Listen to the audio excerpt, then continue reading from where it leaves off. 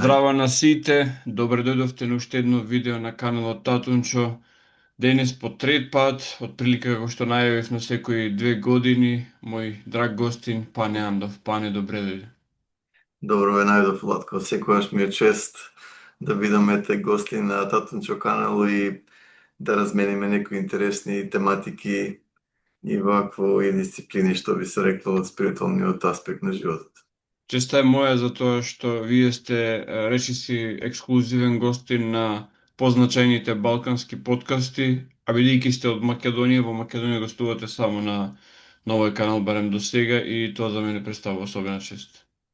И мене ми е голема чест. Се трудиме колку можеме, што би се рекло, сме активни на тоа поле, за да се прошират тие граници, што би се рекло, вако од спиритуалниот аспект, како што напоменав. Така, предупредување до оние кои што ќе го гледаат овој подкаст за луѓе со отворени умови и со кои што не се ограничуваат на постојните знаења и сознанија, така што нека не бидат изненадени гледачите дека овде ќе чујат и работи кои што можеби ќе делуваат нови, радикални, а сепак, како што ќе видиме, се древни знаења. Имаме неколку актуелни случувања за кои што јас би сакал накратко со вас да поразговараме. Едно од тие работи е, утрово ја прочитав информацијата дека американскиот претседател сакал да интервенира нуклеарно, па некој од генералите интервенирал да го спречи сето тоа. Јас и ви имаме разговарано за некои древни нуклеарни бомби и дека нуклеарни, значи, војни, и има локации низ земјината топка кои што го сведочат тоа. Дали кога станува збор за една таква апокалиптична употреба на оружја, Homo sapiens или обичниот човек, макар бил тој претседател на најразвиената држава на светот, има моги да одлучува за тоа, или сепак има некој кој што бдее над оваа планета и го регулира тоа? Така, одлично прашање, Владко. Комплексна тематика да се вакво разгледа, да се анализира. Моje лично мислење е дека човечкиот фактор ја нема целосната контрола врз тие ресурси, ако можам така да ги наречам. Значи, оваа планета е нагледувана од цивилизации кои што не се човечки, значи познапски цивилизации кои што се присутни во сончевиот систем. Значи, секој оној кој што има ограничено сваќање или недоволно информации, сигурно би рекол ова се фантазија, меѓутоа веќе 5 децении од докази, видео снимци, све живо дават јасен показател дека таму наоколу летаат летала кои што не се, например, изградени или едноставно создадени од луѓе. И сега, кога ќе се навратиме на древното минато, гледаме дека древните цивилизации биле збришани, буквално Атлантида и Лемурија се збришани од планетата Земја на многу ефективен начин, каде што очигледно се употребени вакво нуклеарни оружја. Затоа имаме сведочења и радиација и она стакло што обично, например, се појавува кога имаат нуклеарни тестови. Значи, на многу места. И во Индија и во други места, особено да не говориме, например, за огромни храмови и вакви места кои што се тотално стопени под дејство на огромна вакво топлина. Значи, јасно е следното, дека, како и што споревме и во минатите подкасти, дека тие древни цивилизации биле многу понапредни од нас, од она што сме ние сега, технолошки и спиритуално. Меѓутоа, ради недоразбирање и ради различни вакви интереси, доаѓа до конфликт каде што целава земја е поплавена, значи доаѓа до огромни земјотреси и употреба на оружја кои што се екстремно деструктивни. И едноставно после тоа се смирува целата ситуација негде околу, значи тој конфликт помеѓу Лемурија и Атлантида се десил негде околу 11.600 години пред ова време што живееме, значи скоро 12.000 години пред нас. И кога тоа све се едноставно завршило, се подсмирило, уште некои 7.000 години плюс имало некој вид на коегзистенција меѓу древен Египет, меѓу древна Сумерија, меѓу преколумбилското царство и она што се нарекува Рама империја или пребудистичко царство на источниот дел од планетата. Меѓутоа, пред околу 4000 години, како што и порано говоревме, јасно е дека дошло до уште еден конфликт каде што сите тие астеки, и тие хуманоиди, ако можеме така да ги наречеме, биле збришани и буквално употребено е генетско зрачење, значи генетско оружје, каде што се едноставно случува нешто стварно застрашувачко, значи генетска мутација од битија кои што имале многу повисоки, како да кажам, величини, значи многу повисоки по величина и по височина. Значи се спаѓа на ова релативно нормативна дефолт, нели, висина со само 5 сетила инпут, со тие 5 сетила инпут кои што се слух, вид, мирис и така натаму, значи ние немаме доволно скенинг ability, што би се рекло, значи скенерска моќ да видиме што се случува околу нас. Со други зборови, пред околу 4000 години употребена е таква тактика да се намали било каква напредна генетска функционалност кај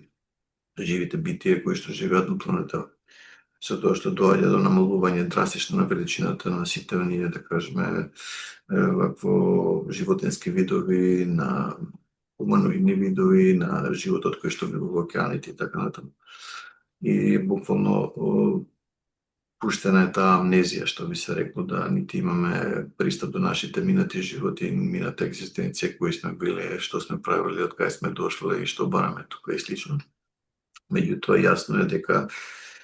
тие цивилизации кои што биле одговорни за тие два конфликти, вакво не е заминале од тука, туку се уште во сончевиот систем. Значи, уште и преку Space Hubble телескопот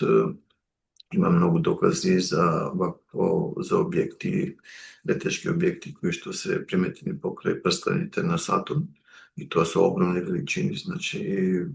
некои се дури повеќе од 50.000 километри на 5.000 километри, значи така наречени вакво налои со облик на цигара, кои што се движат екстремно брзо и делуваат на креација на тие прстенови поради фактот што самиот Сатурн има некој вид на антенски вакво систем кој што делува на самиот сончев систем на одреден начин, значи особено преку оној така наречен Сатурн месец, месечина и земја матрикс. Значи самиот астрален план на планетава е хакиран и преку тие одбови, родци и други плазмоидни творевини што може да се видат на инфраред, на night vision камери, значи буквално се прави целосна контрола на човечката цивилизација за времето додека иде нешто се рекла на спиење. Сега околу овие свирнувања кои што моментално се случуваат, моје лично мислење дека има две перспективи. Значи една перспектива е следнава, дека последниве најмалце 300 до 500 години, значи тие secret societies или тајни друштва полека си имаат асимилирано во човечката цивилизација и контролираат сите оние важни аспекти на човечкото општество преку монетарниот систем и преку самите институции. Со други зборови, самата пирамида на моќ, колку мене ми е познато, функционира на следниот начин. Значи постојат 13 фамилии кои што се наврват на таа пирамида на моќ, значи меѓу кои се Рокефелери и Ротшайлдс и уште 11 други, кои што ги имаат скоро сите, како да кажем, предиспозиции да владеат со општеството на луѓето низ целиот свет. И сега преку тие 13 фамилии парите се фузираат во 4 компании, од кои што главна компанија е BlackRock, кој што не се знае колку тачно средства има, но некои пресудуваат дека е преку 60 трилиони долари во стек холдер, што би се рекло shareholders и така натаму, значи каде што едноставно се контролираат тие средства, значи тие пари понатаму идат во Светски економски форум, каде што сите тие глобалисти кои што имаат сасем една друга визија за иднината на човештвото, ги едноставно анализираат тие идеи, тие визии, кои што една од тие идеи дека земјата е пренаселена со луѓе кои што немаат право да живеат, дека се буквално потрошна роба, ако сакате. И преку тој светски економски форум, значи парите или средствата идат во тајните друштва, значи дали се работи за масонски ложи и така натаму, каде што еднаш кога парите ќе дојдат, идат во тие локални во нивни центри и оттаму средствата се движат во владите, во полиција, во војска, во интелигенција, во академија, во здравство и така натаму, додека обичниот граѓанин, ако можам така да се изразам, значи на дното на таа пирамида на моќ. И сега, кога еднаш тоа ќе се свати, можеме едноставно да заклучиме дека последните 3 до 4 децении, ако не и повеќе, секој пат кога владите ќе донесат нов закон, тие нови закони како што се носат, вако им даваат се поголема моќ на тие глобалисти, а се помалку обичниот граѓанин има било какво влијание во она што едноставно се одлучува во владата. И кога ќе се ставиме во таква ситуација, например, да кажеме Светската здравствена организација е вако ставена во позиција да може да ни одлучува кога ќе биде следната, да не кажем под наводници пандемија и така натаму, каде што ќе дојдат нови рестрикции, нови вако кажеме закони, нови принудни, се знае што и така натаму. Значи, гледаме дека веќе работите се развиле во како да кажем, до голем степен во таа насока. Сега, едно е јасно. Последните 50 до 60 години интензивно се работи на градење на подземни бази. Значи, бази кои што се доста длабоко, некој пати по можда километар-два. Некои бази се под вода, некои се под земја, каде што тие глобалисти буквално се припремаат за времето кога што не ќе одлучат да донесат огромни немири и едноставно максимална депопулација на земја. Дај Боже тоа никогаш да не се случи, меѓутоа размислување за употреба на атомска оружје, на нуклеарно оружје, мој лично размислување е многу погрешен чекор, бидејќи последиците од такво нешто, значи би произвели радиација, повторни локдаунс, вако рестрикција на летање и така натаму, значи нешто слично што сакаат да го направат за време на првата криза од 2020 или 2020 уште порано, што би се рекол, меѓутоа 2022 веќе има доста ингеренции, за среќа не помина, меѓутоа се надеваат дека следниот пат така ќе имаат среќа. Значи, само да одговорам на вашето прашање, Владко, тие 13 фамилии кои што се едноставно структурирани на човечкиот дел, да кажеме, од оваа екзистенција, не се крај на приказката, значи има сили кои што се од вонземска природа, кои што ги контролираат вако тие вакво фамилии, ако сакате, и тие елитни групации, за да направат некои своји, како да кажем, отстварат некои своји цели. Сега тоа обично обичен човек би кажал како е тоа воопшто можно. Многу лесно е можно ради тоа што еве да речеме што од времето на Розвелт, кога тоа НЛО се сруши, нели, покрај Розвелт, се види дека во тоалетот има битија кои што не се човечки. Значи, јасно се пишуваше колку што се, меѓутоа, така наречена shadow government или таа влада во сенка, тоа све буквално, како да кажам, отстрани го заташка и така натаму. И потоа работиве не застана, него се оформува отпори кои што ќе го истражуваат тој феномен и колкав импакт фактички тој феномен има врз човештвото, која е таа граница на интеракција меѓу нив и нас. Продолжи феноменот понатаму со чудни појави, например, на крави кои што беа, да кажеме, осакатени и вратени назад по планината по други места, така наречено cattle mutilation, каде што тие, например, крави буквално беа испосечени на тој начин да не можеше со нож да се пресече по самата келија, буквално ласерски беше извадено, например, дел од телото на тие крави. Тука беше вмешан нормално и по самите, да кажеме, рекорди што постојат, значи и FBI и други организации, со цел да го истражат тоа ниво. Меѓутоа, правата паника вако настана дека еднаш кога вако некои од тие објекти паѓа доле, а паѓа поради тоа што некој пат беа изложени на Теслиниот така наречен Death Ray.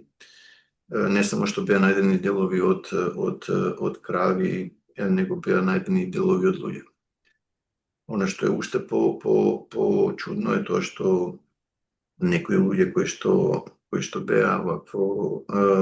кои што тврдеа дека имаа комуникација со некои од тие битија, значи беа земени на испитување и во нив беа најдени значи објекти кои што се инсталирани во нивните мозоци, значи дали од метално порекло, дали нематеријално, дали синтетичко порекло, кој што може например тие луѓе да примаат сигнали од некого таму или едноставно да праќаат сигнали кога тој имплант ќе се активираше. И тука не носи до едно многу непријатно прашање, ако таа влада сенка веќе видела дека тие околу нас можат да грабнат било кого од човечката раса, да инсталираат вакво имплант, до кој степен таа контрола и манипулација може да оди. И што ако ги едноставно земат тие луѓе кои што се во тие елитни фамилии, имплантираат и едноставно контролираат со нив, додека они контролираат преку институциите и преку монетарниот систем. Значи многу комплексно прашање во секој случај, која захтева, например, анализа од многу агли, од многу страни да би можеле да добиеме некоја видлива слика. Со други зборови, јас не мислам дека ќе дојде до употреба на нуклеарно оружје, уколку дојде тоа ќе биде пак по волја на тие вондовски сили, со целата цел е да таа елита се повлече во тие подземни бази, а све останатото буквално да, нажалост, претрпи, значи, депопулација.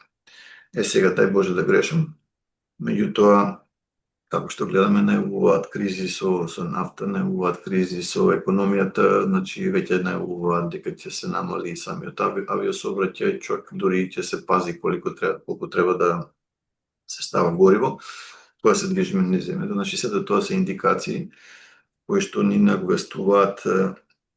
каде отприлика вако се движи тоа нивно,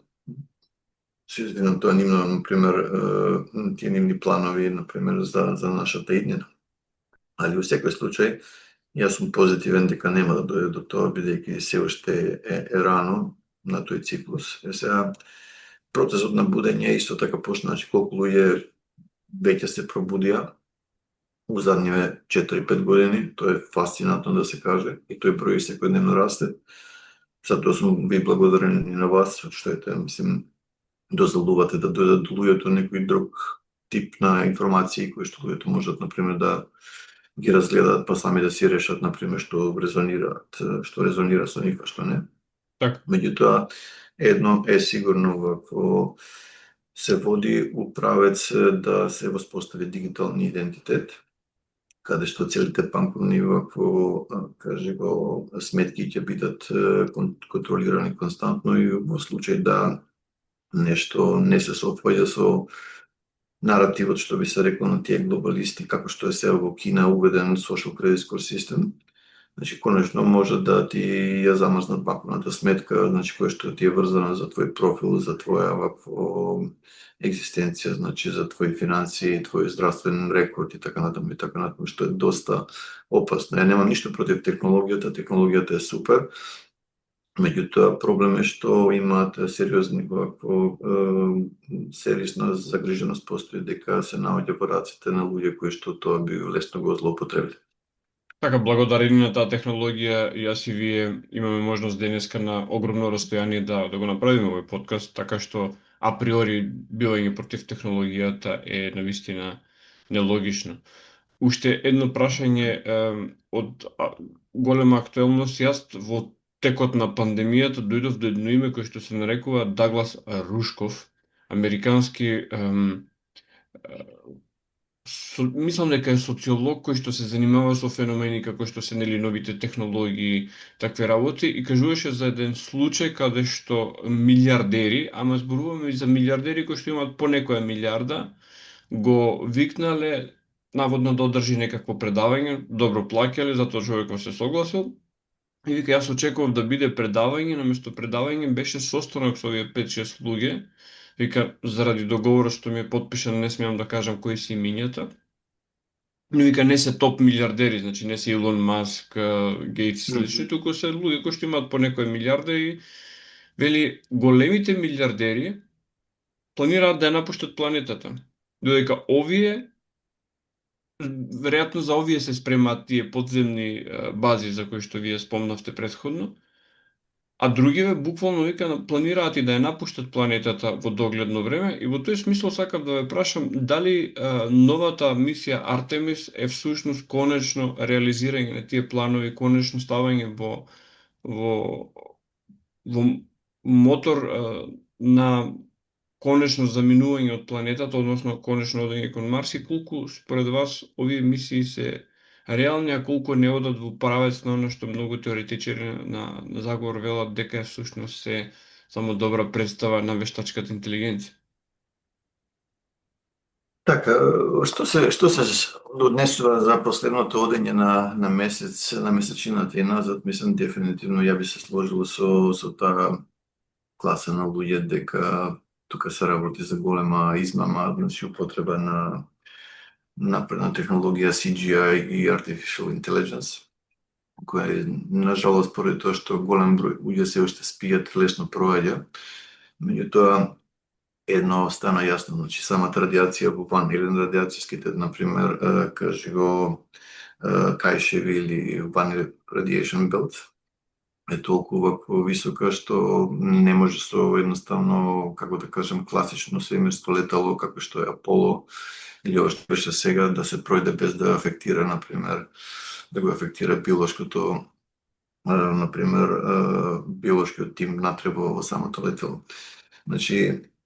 Оно што сакам да го кажам, ја не сум против тоа дека луѓето не стапнале на месечината, тие стапнале, меѓутоа со многу по друга напредна технологија која што била back engineered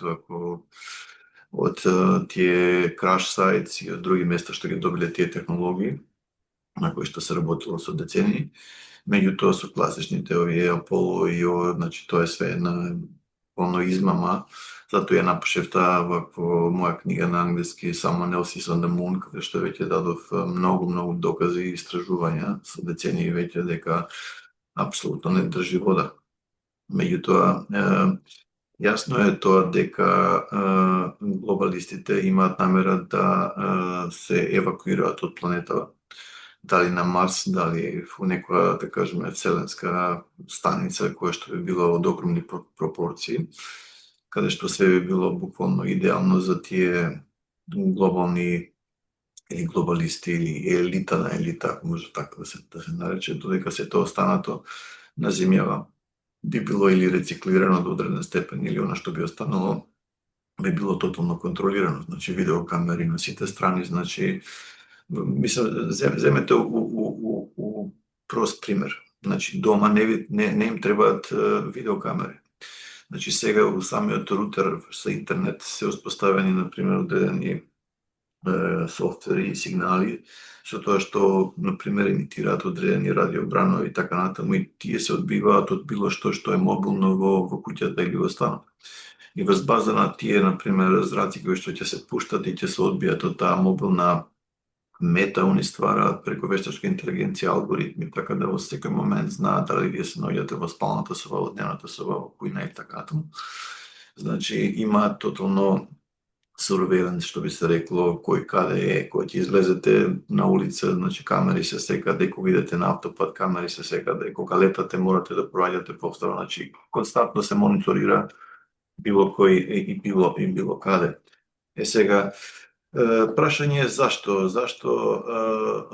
сето ова се прави наместо да се употреби таа технологија во конструктивни сврхи, да се едноставно дозволи оваа цивилизација да процвета максимално,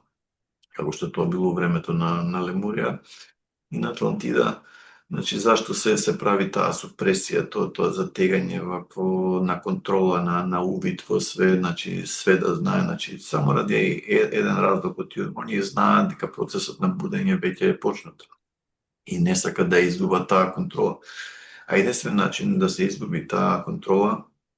е да се луѓето разбудат на духовен начин, да употребат таа технологија конструктивно, меѓутоа како што гледате, еве сега имаше и администрацијата на Трамп, значи напор каде што тврдеше дека Но файловите ќе бидат обелоданети, барем мислам ќе бидат објавени јавно, барем до одреден степен.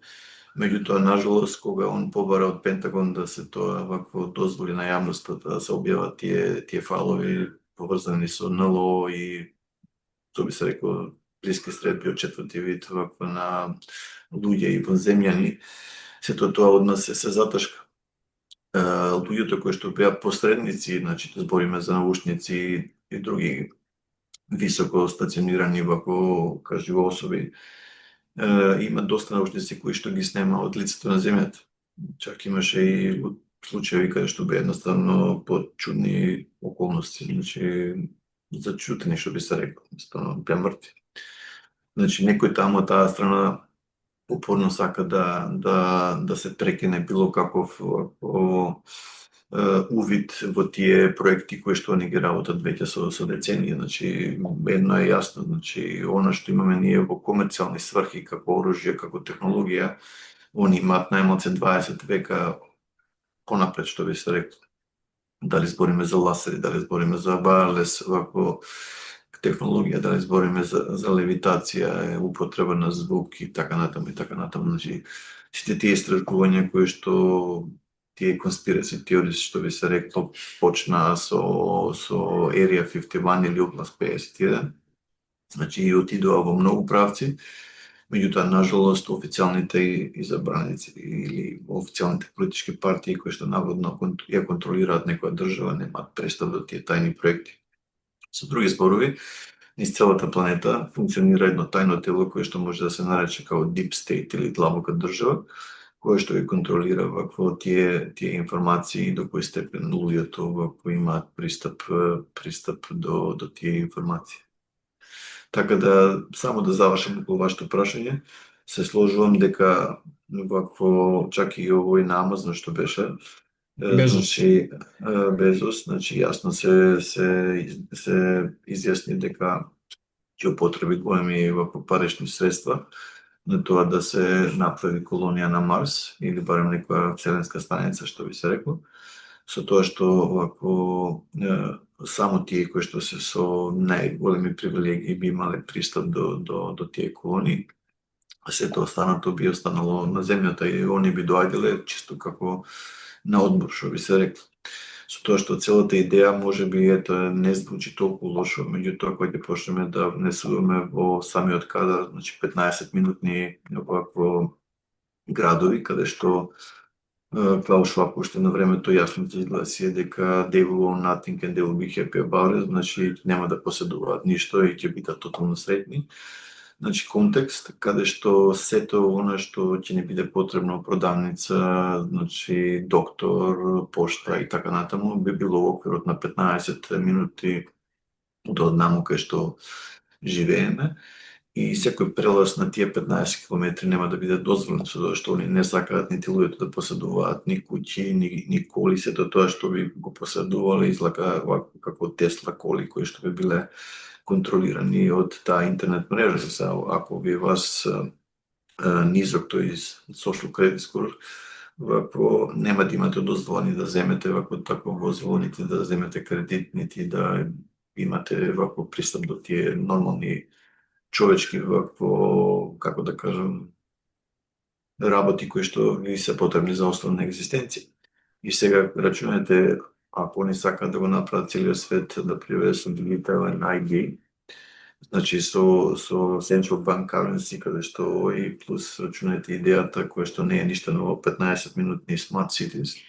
Значи се прашува како би таа иднина изгледала на човештвото на оваа планета ако тоа дојде до реализација. И затоа они на одреден начин од она што веќе исклива веќе со децении, барем оние луѓе кои што го истражуваат тоа, јасно е дека они сакаат масовна депопулација, а она што ќе остане од човечанството да биде имплантирано со нанотехнологија, значи како вакво computer-to-computer интерфейс, body-to-body интерфейс, body-to-cloud интерфейс, значи целата идеја е да се внесе нанотехнологија дали од типот на графин оксайд или друг тип на синтетика која што може да биде, како да кажам, контролирана, манипулирана и така натаму преку 5G, 6G, утре ден 7G мрежа,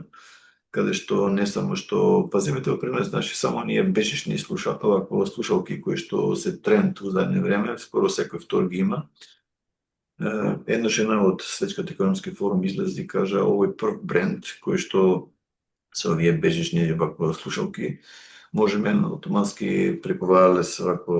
начин да видиме колкав е мозочниот притисок, значи дали кои мозочни бранови мозокот ги имитира и многу други корисни информации за нив, преку кои што клаудот прави, например, алгоритми и вештачката интелигенција ги процесира тие алгоритми, може да им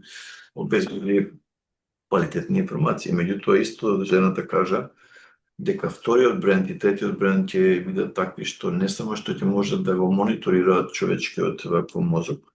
туку дека ќе можат да праќаат сигнали и да предизвикаат, например, пасивност кај луѓе, неспособност за анализирање на нештата или работите што се дешава, значи во друг смисол тотална контрола, зашто и самиот челник на BlackRock самиот изјави дека големи напори, големи средства се ставени да се контролира, значи самиот behavior или самото однесување на луѓето на генералната популација, за да може да се пренесат во закони или да се донесат закони кои што нормално ни во кој случај не одговараат на генералната популација. Во таа смисла јас и вие имаме жичени слушалки. Апсолутно, јас станувам до класика. Да.